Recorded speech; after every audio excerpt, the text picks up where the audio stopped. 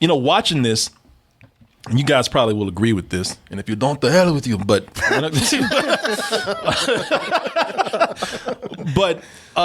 my vibe that I got from this immediately from the opening was, and you guys might have even felt this just watching the trailer, was Zombieland. Zombie Kill of the Week? Close, but no cigar. Zombie Kill of the Week went to Miss Cynthia Knickerbocker.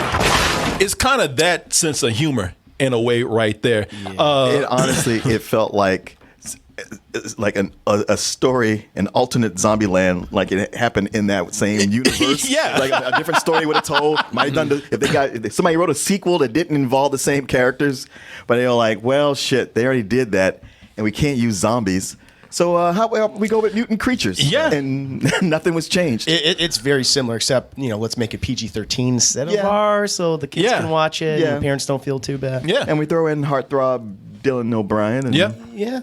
Honestly, it feels like if you would sit someone down and ask them to just write a list of everything that happens in a post-apocalyptic story video game, and inevitably they would come up with this movie because it hits every single one of those tropes. I'm like, are you actually doing this? Okay, they're doing it. Everything from the dog, which is like the dog's gonna be your best friend in the apocalypse. Everything from the crazy survivor, of course, played by Michael Rooker. Yeah. I'm like, dude, honestly, there's a rule in Hollywood that if you make it a post-apocalyptic movie, Michael Rooker has to be in there. I would even appreciate it if you don't cast him, just to go against type. Well, at least he's not a racist this time. That's true.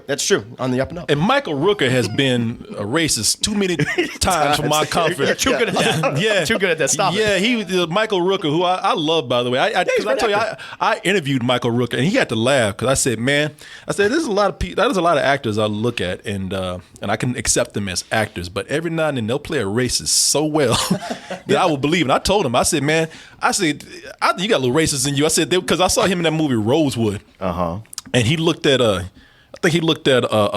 what's his name? Ving Rhames? No, not Ving Rhames. Who was in Ocean's 11? And Don Cheadle? Don Cheadle.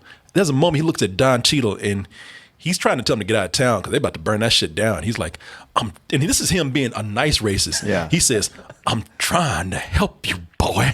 I was going to say, that's his word. Boy. He's got a way of saying that to not just black people, anybody. Yeah. And it sounds racist every time he says it. Doesn't hear it. He talked to Chris Pratt like he was black. Yeah. Hey, boy. Where you going there, boy? I'm like, man, you say boy way too. I'm telling you, man, him and Sam Rockwell got one more time to play racist before I go, that's what you guys are. I'm sorry. You practice this way too much. Kevin Spacey was a supervillain how many times? And until he started grabbing dicks, Good point. Yeah. I said, I wanted to tell him. I didn't go too far, but I said, I want to say, Michael, man, I can, you've looked at a football game before and said, run that ball, boy.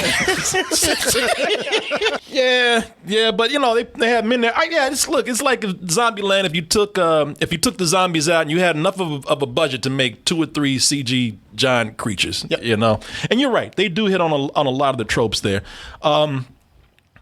including with Zombieland especially. But you're getting this with a lot of movies like this. And at first I didn't like it too much, and you guys, I don't know, it sounds like you might not have liked it, but the movie kind of brought me in with the narration.